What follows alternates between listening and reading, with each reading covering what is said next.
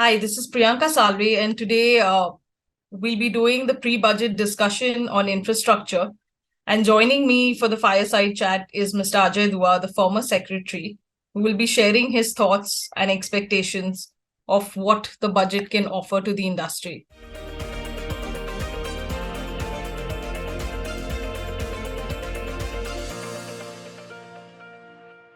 We are looking here to get some pre-budget expectations or to set the tone for the budget, which will be one of the crucial budgets for this government, because obviously the next budget after this would be, the pre-election budget. So this budget will give them a scope to show some more of their vision to the electorates before they step into the election mode next budget. And last budget was very infrastructure heavy. Last two budgets, the national infrastructure pipeline, Gati Shakti, and all these projects have been launched so far. What is your sense right now, if you tell me what, in the last, say, from 2019 onwards, how has the budget, what has been the strategy behind the budget in terms of infrastructure management? I think the government has taken some very bold steps in the field of infrastructure. One, the government has increased the outlay, realizing that infrastructure is a long gestation. Most infrastructure projects are of long gestation, and the returns are not so attractive. It's being spread over a longer life duration as well. So the government has been upfront in undertaking investment through its own capex program. Already, this year we're expecting to reach a figure of 7.5 lakh crores. And I expect, going forward, Priyanka, that the government in the next budget could even look at a figure of 10 lakh crores, which is 30% or 33% increase over what it might do this year. And that is huge. Yes. Without it, I think, and if it doesn't do it, in the environment where the private sector is still a bit cagey about putting its money, it could have effect on the country's macros in terms of GDP as well as employment. So it is a move in the right direction, but also an essential move. Absolutely. But do you think, sir, that they have the fiscal space to do something like this? A very pertinent concern. The fact is, one, we have managed the current financial year fairly well, even in terms of fiscal. One, the revenue has increased considerably. The tax revenue might be even, direct tax revenue might be even the budgeted figure. Second, the government's expenditure in the last 2 years was to a large extent also had reckoned with the unforeseen expenditure on pandemic management by themselves, pandemic health support to the state governments for managing the pandemic. The requirement on that has been much less compared to the previous 2 years. Having said that, I would say the government is taking a hit because of the geopolitical situation, with both the hydrocarbons as well as fertilizer price going up. And secondly, the question of food subsidy having had to be extended. I don't think the government had built in giving the free food for the entire 9 months or even the 12 months. We don't know whether it will continue. There could be fiscal concerns in meeting that, but I think we could be able to attract some fair amount of better, let me say, money borrowed at lower rates of interest than we have in the past. inflation is reining in, and there is a likelihood that the global inflation also may not continue at the pace it was earlier. So it could help the government raise internally as well as externally money which it requires. If the GDP increases, the the denominator increases. Denominator increases, extra expenditure, the percentage doesn't go up. But if the GDP shrinks, GDP slows down, then the same amount of expenditure shows up as a larger percentage. So I'm banking on good growth as well as higher capex, which will only marginally increase the fiscal deficit. Interesting point. So you also mentioned about the macroeconomic factors which have changed due to the Ukraine conflict. And interestingly, we are back in a regime where, for the last 2 years, the government has extensively given out tenders and contracts to execute projects. And the companies were working on it. But suddenly you have this regime where the interest rates are going up, the inflation is also weighing down, the foreign currency, the exchange rate is falling. And this kind of, in some ways, is also similar to what we saw during 2010, 2013 era. Do you see any similarities between then and now, or do you think that we are fundamentally in a stronger position to weather this? I think so. We are better off.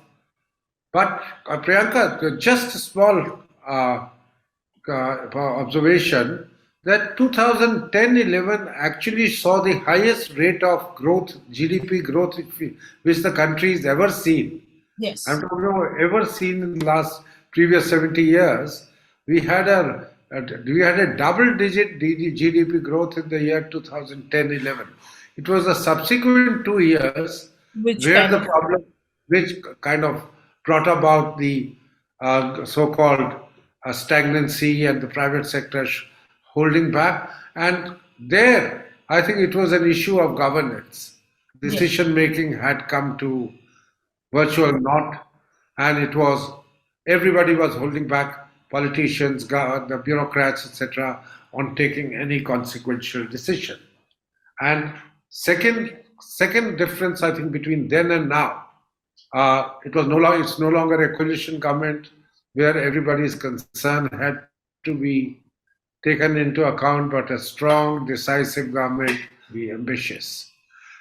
On the economic side, I would say that when we had actually started feeling the growth, 2001, first decade of growth, 2001 to 2010. Now, since then, the growth may have slowed down somewhat, but we are still in the realm of 5 to 7% rate of growth annually, averaging over 6%. So that means that the economy is now much larger. If you experience a 6% rate of growth over 10 years, you would almost doubled up the GDP. Yes. So we have that at that point of time, we were not so well integrated into the global economy.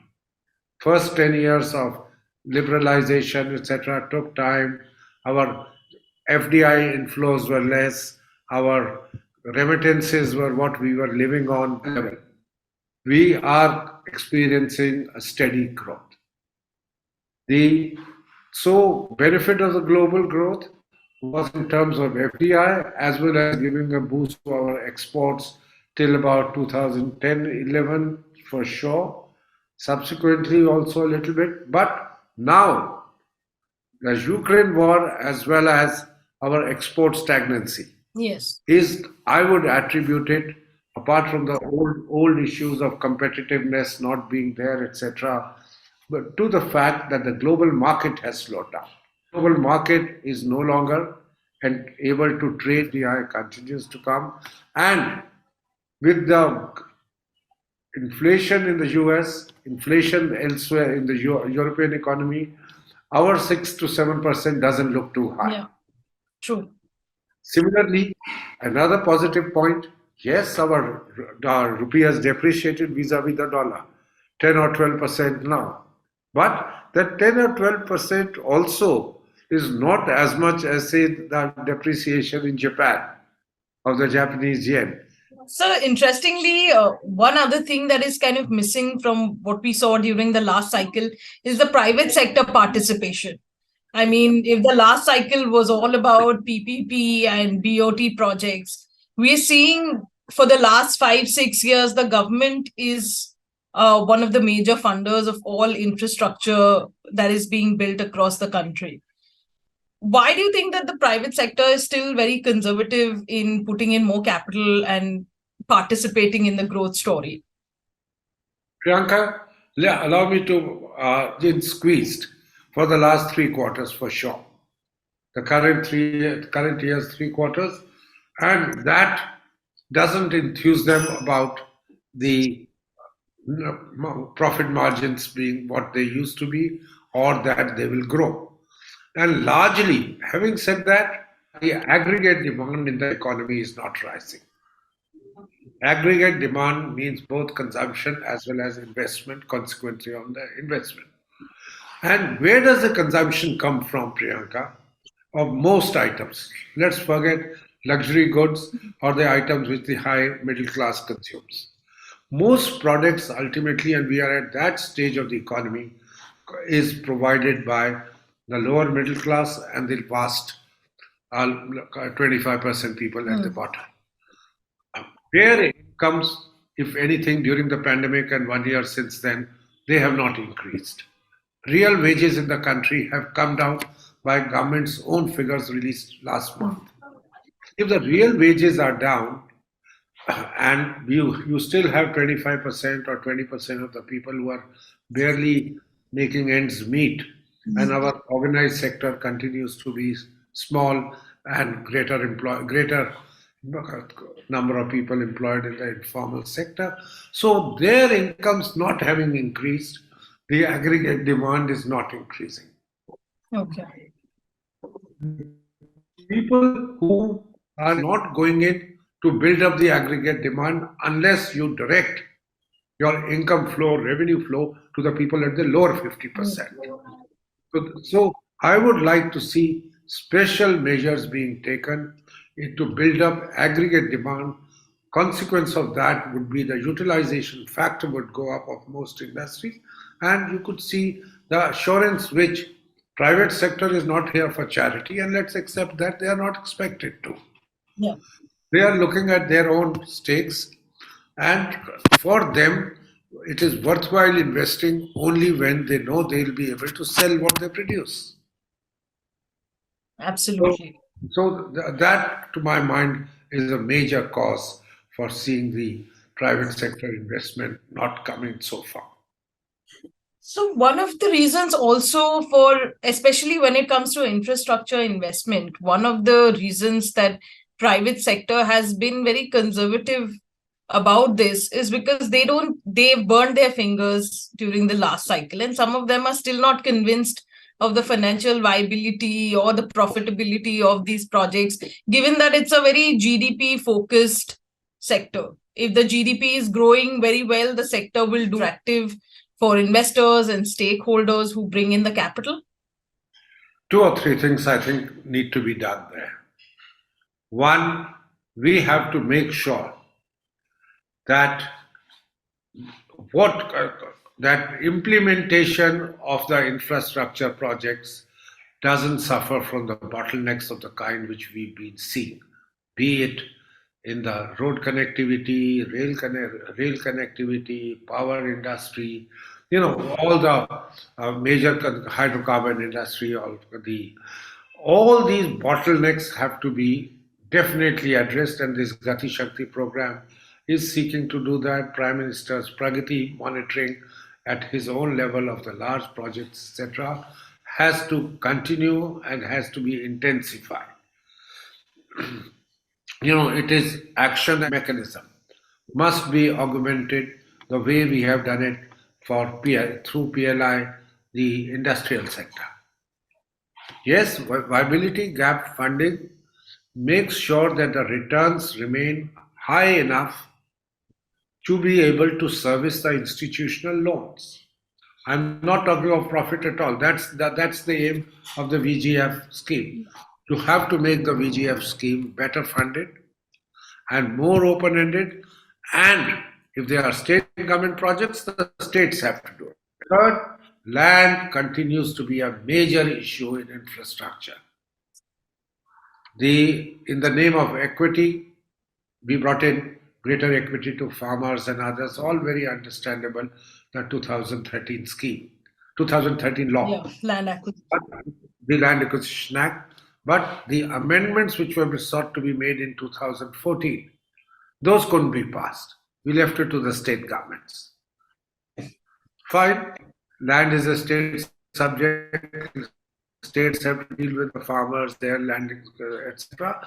So the states have to chip in, either by way of making sure that land becomes available to the entrepreneurs is reasonably priced. That means I'm not saying deprive the farmers, but bear the cost, a portion of that which you are trying to put it on the private sector. And if you say that the private sector will have to pay 4 times. I just wanted to get your views on, we spoke about a lot of things what the government needs to do from, to get the private sector back. They probably need to usher in more demand, and, the demand push needs to be there. So just holistically for FY23 budget, if the last year's budget was all about infrastructure, big infrastructure announcements, do you think that this year's budget should focus more on demand push and something that will usher in more consumption, which is what everybody's looking for? Absolutely, Priyanka. And I would venture to put a couple of suggestions on the table right now. Sure. One, please make sure that the Manrega scheme is well funded. Manrega scheme is the only welfare scheme which unskilled labor, unorganized labor has access to. If you assure them only employment for 100 days in a year in a family to one person, that's too little. I'm categorically saying it. You need to make it 200 days. Do it gradually from 100 to 150 days this year, 150 to 200 days the following year. Because we are assuring only one adult in a family. In every state are lower than the regional, for that region, the minimum wages for unskilled labor. So it is really fallback of the last order. People demand it, and yet you are not able to meet that demand. So that shows the demand for work, how acute it is in the rural areas. And it worsened during pandemic, and it worsens every time. You can't now leave services as a residuary sector. You think of industrial policy, you think of policy for agriculture. But the sector which is giving you 55% of your GDP is now employing 40% of your labor force. You can't be leaving it as a residuary sector, saying the rest will go to the services sector and they grow on their own. Finally, what about the urban employment guarantee scheme? Because the labor has to be less labor, productivity should or remain on land. Land can take only X amount of manpower. So you have to push them out. If you can do things for them in rural areas, certainly better. If you can't, and the bright lights of the city attract the migrants into there. But when they find that things are pretty bad in urban areas also, urban scholar, urban youth, all those problems which we know, social problems, it's time you started an urban employment guarantee scheme as well. So that the government has an obligation under the National Food Security Act 2013 to make sure that there is enough food for 2/3 of the people in the country. Thank you so much, Mr. Dua, for joining us and sharing your insights. It was a pleasure talking with you.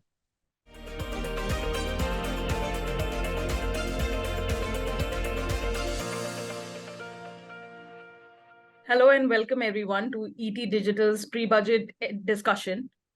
the infrastructure edition. Joining me on today's panel is Dr. Niranjan Hiranandani, Vice Chairman, NAREDCO, and former President, ASSOCHAM, followed by Mr. Sandip Ghose, the MD and CEO of MP Birla Group, and finally, Mr. Jagannarayan Padmanabhan, the Director of Consulting at CRISIL Market Intelligence and Analytics.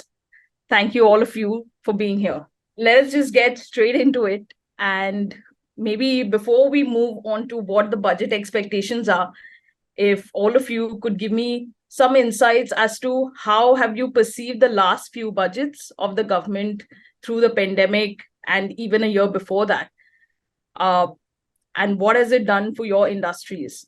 Mr. Hiranandani, we could start with you.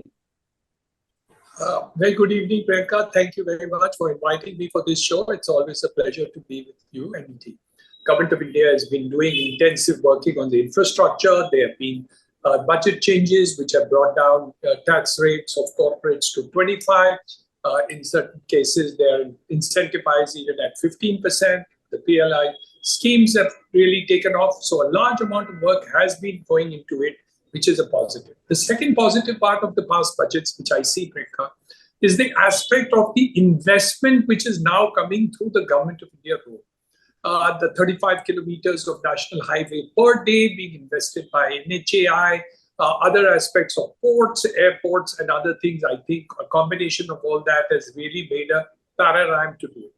And the third part of it, which is very important of the past budget, is the fact that we've been able to adequately handle COVID better than the rest of the world. That's a brilliant one. So I think composite of the summary of that, Priyanka, is the fact that we have a GDP growth which is better than the rest of the world.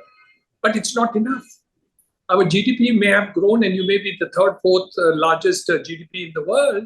But remember, the per capita GDP in India is lower than even Bangladesh. So we have a long way to go before we actually get prosperity to the people of India. And hence the budget becomes extremely important. So we're looking forward to the next budget in order to really give us a new direction in terms of it. 2024 is coming, so election year. So I think 2023 will be the year of where we will see a direction in the last direction, because the next year will become a political year budget. Also the micro level. We talk about housing PMFI schemes successful. Wow, what a success. 1 crore houses done. But half my people in Mumbai, the richest city in India, are still living in jhoppadpattis. And we have a long way to go. So yes, wonderful job in the previous year. Looking forward to a great budget and, of course, the great future for India. Sandeep, would you like to share your thoughts on the same? The biggest credit I give to the budget is, they have really, every time the budget happens, people talk about a big bang budget or one of the dream budgets, etc. The Prime Minister, throughout his 8 years, has kind of eschewed the temptation to do something of, just for show. They have been very conservative. They have been very realistic. And that's why you've seen the delivery against the targets in terms of deficits, etc., has been so good, and we've been able to manage both the growth and the inflation. I think that's the point. In today's world, where it is not only, what they used to say earlier, volatile, uncertain, today we are in a disruptive world, which is discontinuous and, totally unpredictable. And in that situation, you have to move shift your goalposts as you go along and have that flexibility. And that's what this government has shown. On the point of budget, the budget can only do so much in terms of spurring investment, etc. Ultimately, a lot depends on the ground situation, the delivery. So you may have fantastic policies for infrastructure, but if people can't get land, if you can't get a land conversion, if the states are not in sync, then what do you do with that? That's where the gap between whether intent and delivery, I'm not even talking of promise and delivery, that's where the issue. Today, everybody would rush to India with money if they knew that can be translated overnight into real projects. But when you talk of infrastructure, talk of even housing, these are the plethora of permissions, approvals, everything which you require. That is what holds you up. So everything to hang everything on one hook of the budget is probably, I think, both unfair and unrealistic is what I would submit. Mr. Jagannarayan, would you want to step in? Yeah, so thanks, Priyanka, for having me here. I concur with the majority of the points done by Mr. Hiranandani and Mr. Ghose. Just sticking into the point of infrastructure, in the last 2 years, a significant allocation has happened on the infrastructure, primarily in the transportation sector, where much of these investments has happened. And if you have to look about the top 8 or 9, where the allocation has happened, it's about close to 7.2 lakh crore in each of 21 and 22. And I think that's a great faith, a leap of faith, even if I were to say that the government had that, yes, this is where we need to put in the investment. This will get in the growth. This is something which is more a hygiene factor and needs to get addressed ASAP. I think that has really worked well. What has translated into expenditure on ground is also similar to that. Otherwise, generally, we have seen allocation happening, but not real expenditure. But here, both of that has happened. And in a couple of sectors, it has even exceeded what was the allocation. So I think that's a welcome change in India in how we are operating. So I think that's part of it. It is a baby step that we have taken. We need to accelerate this further and move on. Some reports are stating that infrastructure itself could get 30% more allocation this year.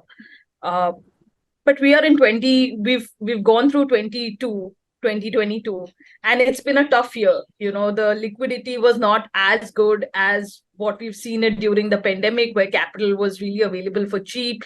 Interest rates across the globe are going up, and people are moving to safer havens in terms of investments. And ideally, infrastructure, especially in India, is not viewed as a very safe and certain with great returns and investment which can give you great returns. In this background, what do you think the budget can actually add or give to the sector, which can bring actual relief in terms of, say, the execution challenges or the financial challenges?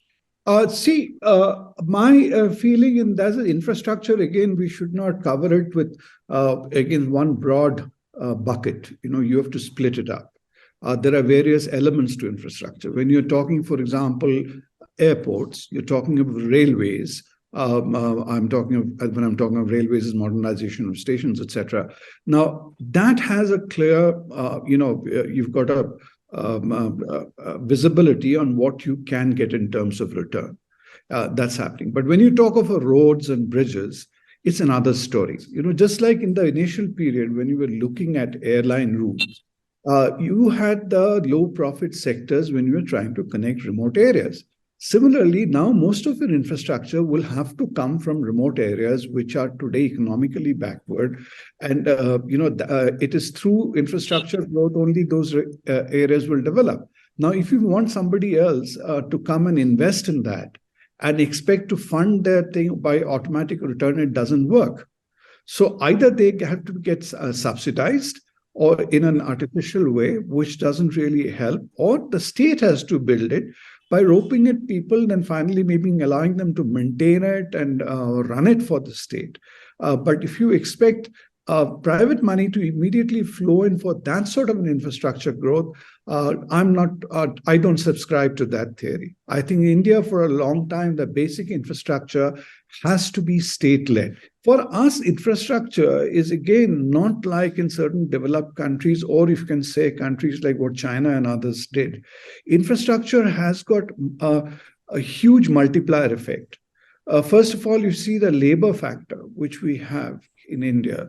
Earlier, everywhere else where you have infrastructure construction, which is largely automated, you don't have such a large multiplier in terms of labor force generation. In India, when you will do infrastructure, there's a huge labor force generation, not only for construction, but if you go backward to the construction material industry, whether it's cement or other material, the transportation industry, everywhere, you create a whole lot of employment generation during this period. Secondly, I think it's time for us to look at infrastructure, in some ways incentivize use of new technology. I come from, Mr. Hiranandani comes from the, the entire housing sector. Nobody knows it better. But when I say we talk of affordable housing, but what do we mean by affordable housing today? We just mean getting a cheap land somewhere and trying to do some low-cost construction. But we are no longer not talking of technology.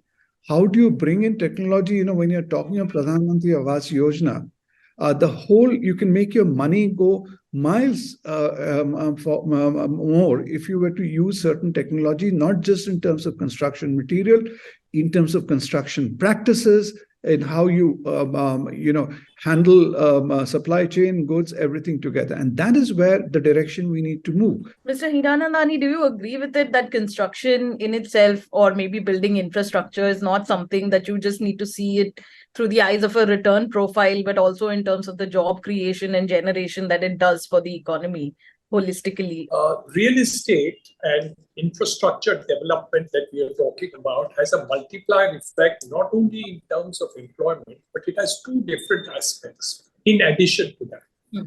Number one aspect is that it affects 250-60 industries, whether it's steel, whether it's cement, whether it's paints, whether it's electric, whether it's glass, whether it's tiles, whether it's this. Number one. Number two, it is the second largest employer in India after agriculture. Now, when you have a multiplier effect of investments and GDP growth, if you don't have employment, then you have another problem, because how do you get employment to be done? So today, what is the multiplier effect which Mr. Sandip Ghose is talking about is a 50-fold multiplier effect, not 4-fold, 50-fold, because it affects multiplier of the industries, which is extremely important. It creates skill development requirement, whether you want painters, plumbers, carpenters, fitters, so on and so forth, which is huge number in terms of what he talked about, a labor-intensive kind of industry that we talked about. And the third, which he flagged off, which is extremely important, is the fact of funding and financing all these infrastructure projects. Today, if you talk to Mr. Gadkari, he says we have no shortage of money. The reason why he says that is not because they don't have shortage of money. It's because they work on innovative methods of financing projects. So you have a REIT, you sell the toll roads, you work out all those. And what Mr. Ghose said is absolutely perfect. There are going to be roads like border roads, where you're not going to be able to get tolls which are worthwhile doing. So you have to balance those roads where we have low tolls with ones which have high tolls. So there are 4 aspects of it when you talk about infrastructure, housing development to do, the multiplier effect of it.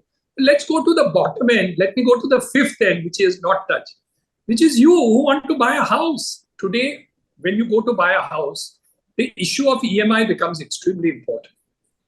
And now that has gone up from 6.5% to 8%. Yeah. But your standard deduction, which was 15 years ago, 2 lakhs of rupees, is still 2 lakhs of rupees. Though the cost of your house has gone up so many times over this period of years, you're not getting the basic relief. And unless you don't encourage people to go and buy those houses, how are you going to get the multiplier effect in terms of doing it? And don't you want to create more homes and houses to do it? Statistics have shown and inquiries have shown that 50% of the people who live in the Jhopatpattis in Mumbai actually can afford a house of the size in which they are staying in today if you got houses of that size and scale. So it's not about money. It's not about affordability alone. It's about fitting the two ends of the coin. That is why the budget becomes very significant when you tie out those ends on one side relating to infrastructure and what is the requirement for an individual like you or anybody else who wants to buy a house, and what is the kind of facility to do.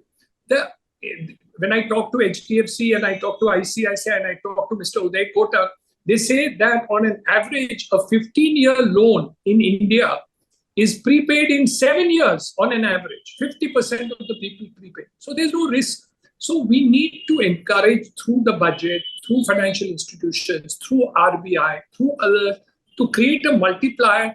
And if you encourage this industry alone, you can increase separately GDP of India and employment potential by at least 4% employment, and you can increase GDP alone by housing and infrastructure by at least 1 to 2% separately, over and above the 6-7% that you are talking about today. Mr. Padmanabhan, you look at companies and their numbers and balance sheet quite closely, and you also look at the industry in terms of numbers. So how do you see this thing resolving itself about infrastructure investment becoming more profitable, I guess?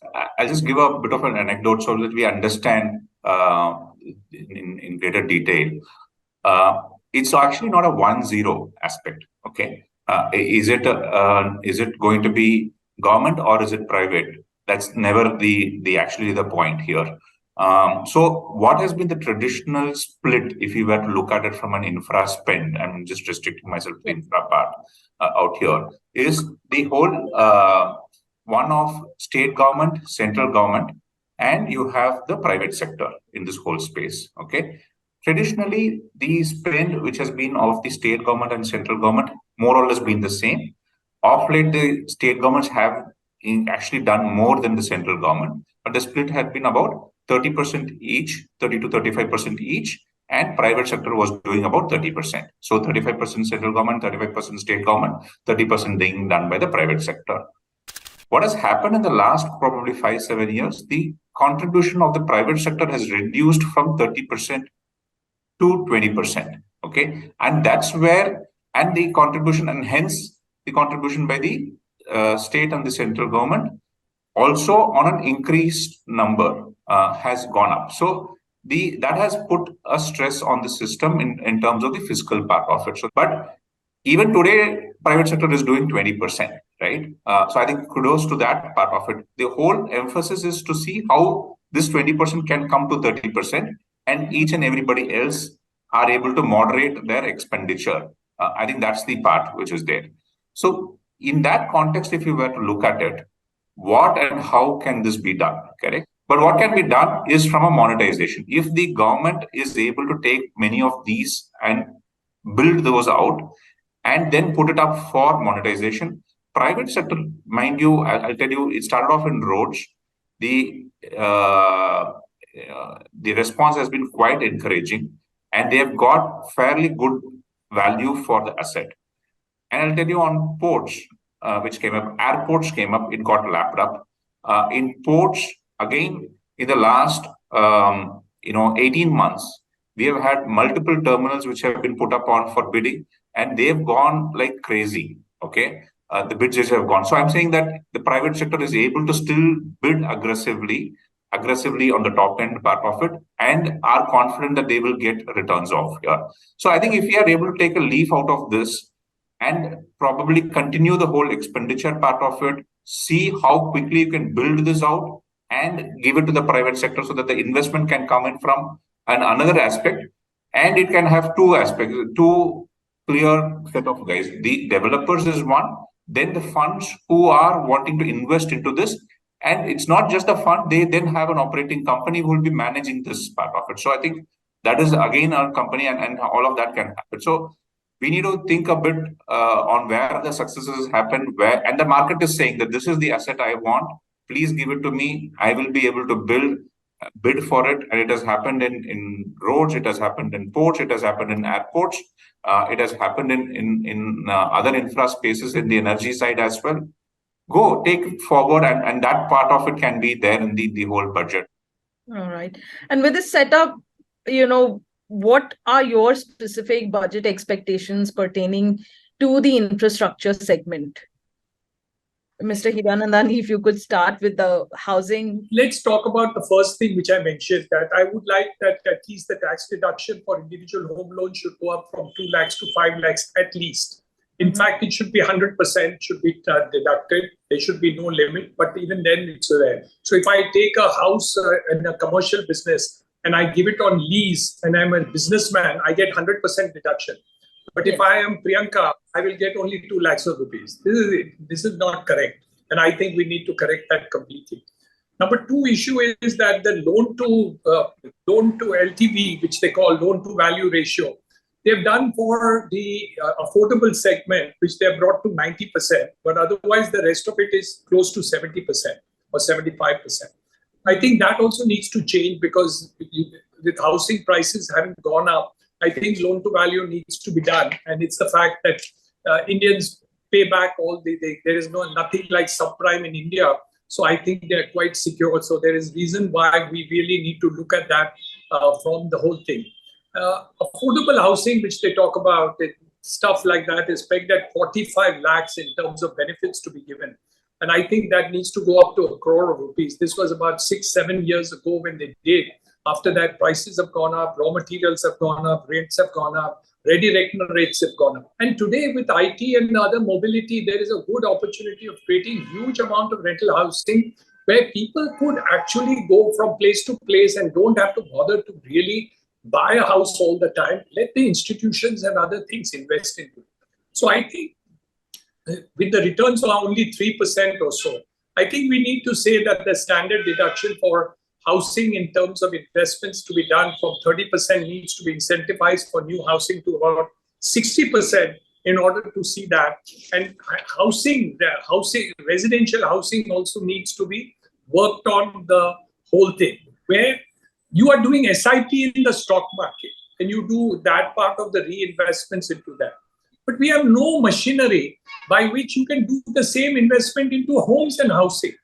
What is so wrong with not being? Would you not like to invest into an SIP which ultimately gives you a home after 5 years or 7 years or whatever it is for your siblings, for your child, for your children, for your grandchildren, for your mothers? I think we need to look at homes and investment into homes with an equal fortitude as you have done in the case of the capital market. So, for example, the long-term capital gains in capital markets is 10%. In housing, it is 20%. This is the long-term capital gain in capital markets is 1 year.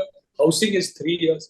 I mean, why are you treating housing as bad? And you sit in the house and you don't have to bother too much to make a house. You just put money into the capital markets and you get the benefit. And you make a house, you don't get the benefit. You have to pay stamp duty. You have to do so much other aspect of it. And roti kapda makan ya chhat mil raha hai. So why don't you actually incentivize housing as much as you do capital markets? I think a beginning needs to be done in that sector is a proposition that I want to put from my sector. Think that the idiosyncrasies of the capital market should also be brought into the housing market. I'm not averse to the benefits given to capital markets. I'm very happy about it. I'm glad about it. But you also need to do it. And taxation on individuals, 42%, Priyanka, it's a shame. Companies get 25% rate of tax, maximum marginal rate of tax. You as an individual, if you make more money and don't make a company, you will pay 42%. So I think somewhere lots of things can be done. Budget, Mr. Ghose, is extremely important and not less important because lots of changes needed to be done. So I'm looking forward to a fantastic budget. Mr. Padmanabhan, what are your thoughts in terms of maybe you can give us a holistic expectation from the infrastructure sector on a whole, because Mr. Hiranandani covered the housing sector quite very thoroughly. Sure. So I think one, I would say from an expectation or some newness part of it is one, the whole climate and the issues around that is getting a significant, discussion part of it. We are facing it, and it's time, or rather, I would say high time that we addressed it. Part of it. So I think something to do on the climate resilient infrastructure and how you are able to incentivize that development. I don't have a prescription to it, but something around that would be a step in the right nature. The second is in terms of continuing the whole expenditure paradigm which is there.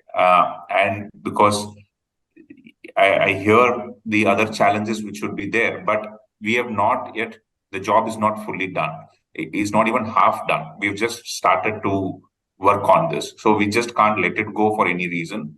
And hence continue to make these investments.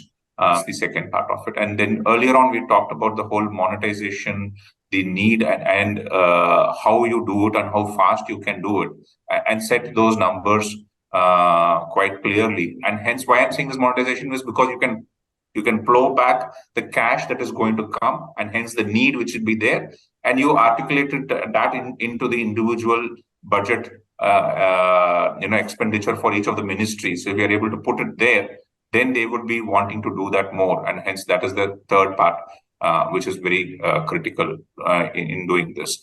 The other one is in terms of technology, in digitization. We've heard the whole multimodal, the PM Gati Shakti, all of it, and then having a portal and all of that. If further expenditure needs to be done in operationalizing this, because as a concept it's fantastic. You have the whole logistics policy, ULIP, and all of that is there as a concept. But and in terms of actioning it and more firepower is needed, then so be it. And we should do that, because that's the whole way that the whole logistics cost, and it has multiple ripple effects across the economy as you go ahead. So I think having a budgetary provision there will augur well for the industry. Mr. Ghosh, maybe you would want to share some of your expectations as well with us. See, the first point which Mr. Hiranandani said about the housing, I won't take more time, but I think it's a fair game to say people, while interest rates may go up, but you give people relief in terms of tax reduction. I think that's a good way to look at it.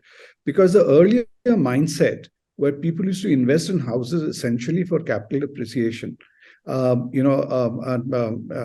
appreciation, that will go away increasingly. You will not find the same level of appreciation which used to happen earlier. So people have to look at it in a more realistic manner. Though I don't see housing as a market for the individual, just like they look at in the abroad, the housing market per se as an index of the economy and the whole economic levers, whether we'll be ready there, because we are still in that roti kapda makan kind of a stage. First, you're providing the shelter. So, before people start looking at that as an avenue of investment. That's one point. My last point, I would say, again, whenever we talk of infrastructure, the central government can be a facilitator. Beyond a point, if we try to again rush into get into privatization, you will once again hear the stories about it's only the Adanis and Ambanis who are getting into infrastructure and not anybody else coming in. It has to be democratized, and for which the government has to be involved, and the state government also. So while Mr. Hiranandani talks about what's happening in Maharashtra, Gujarat, without taking names, there are other states where the money is being spent on various other things. The state government is not able to invest on infrastructure or even provide land for infrastructure.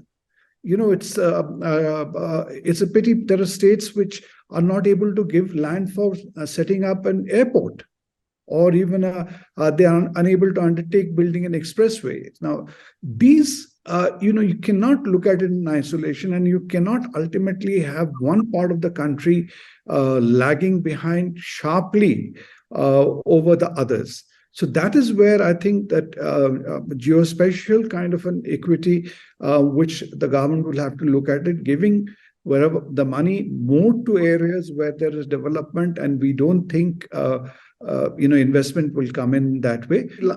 I personally think, though much has been made out of 2024, the last budget, at least the Prime Minister today is thinking long term.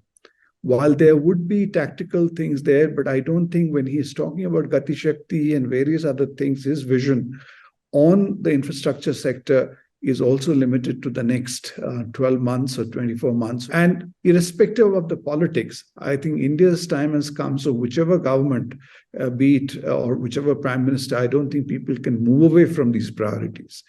So this is going to stay. Absolutely. So let me stay with you, Sandip. You raised a very important point about the thing with state government. Sometimes, you don't get the cooperation, or maybe land acquisition issues are still very pertinent question when it comes to infrastructure development. But that's on one side. On the other side, the central government has given tax benefits, corporate tax benefits. They're putting in a lot of funds for infrastructure development right now. And many a times in the past 1 year, the finance minister has even criticized the industry, saying, industries really need to set up capacities and push for investments, because the government has been doing some things for their benefit so far. So, we are in this position right now where the government is saying they are also doing things. And of course, there are some very historic issues, like be it land acquisition or, the 1,000 permissions that you need to set up things. Where and when do you see the private sector capex actually coming back in a meaningful way? And what can be done more to kind of bring it back? Many of these things, I think, are systemic issues, and where the only solution, I think, is bringing greater transparency, which this government is trying to do through this digitization. Some of the progress we have made in digitization, even in Gati Shakti, those of us who are from an outside, it is mind-blowing. And if those are translated, that is what is going to really break down barriers. And once that happens, and once you have again a visibility about where things are happening, where things aren't happening, you'll find there'll be the pressure on even the laggard states to catch up. But you just can't, just because you put some incentives, you just can't expect anybody to come and invest. Then again, if you do that, getting back to the same old story, you will get a few people who maybe have trust in you or something. It doesn't become an open market thing. A few people know that, okay, they can bet on this thing. They come and make investments. It's not everyone, but you want it to be more spread, more equitable about how it ought to go. My view is a lot of these things will necessarily have to come by making things more, through these systems, where when the individual discretions are taken out, people know exactly what is there. Data is on the table for everybody to review, and then you'll find the ecosystem will start moving. Mr. Padmanabhan, what are your thoughts? Because last capital cycle, when India was on a similar growth surge, we did see a lot of private sector participation. Of course, we are not going into how it ended, but there was a lot of private sector participation. But how do you see this returning? I mean, the government has even announced the PLI scheme, and there are a couple of many other incentives that they are doing right now. So when do you see the private sector also becoming an important role player in this the whole situation? You talked about the whole state part of it, right? On the state, I think the larger call, today you have individual states being aspirational in nature. But let's say Maharashtra, Uttar Pradesh, Gujarat, Tamil Nadu, Karnataka, all saying that I want to become a $1 trillion economy. So this is a good part, and hence a fair amount of hand-holding can happen by the central government or the agencies around it. Let's take, for example, like roads in NHAI.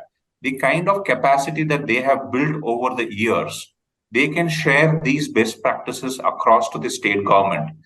And in terms of contracts, in terms of what goes into it, how do you, for whatever it is there today, if you were to look at it, a contract by an NHAI or from a state government, people in India or outside of India do have a more bend towards an NHAI contract, because it has been challenged, it has been fought at multiple places, and whatever may be the outcomes, but they have come through. So the point I'm saying is that these states are aspirational, build capacity to them by the institutions which are there in the ones, and then that will give them a lot more confidence at the private sector that yes, the capacity is there on how they would be looking at those contracts and execution of those contracts. The second is in terms of building capacities, and not the tier one part of it. There is fair amount of capacity. You need the tier 2 and tier 3, and in terms of getting a lot more people. And if you want to become a $5 trillion economy, $10 trillion economy,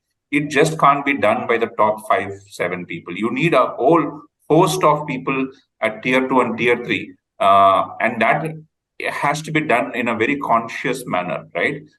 For example, if you were to look at it in terms of startups, I read somewhere that India is among the top countries where the number of startups are there on the tech side of the business. Why don't we promulgate and get a lot more startups in the construction, in the infra space, And that's how the whole investment propulsion can happen.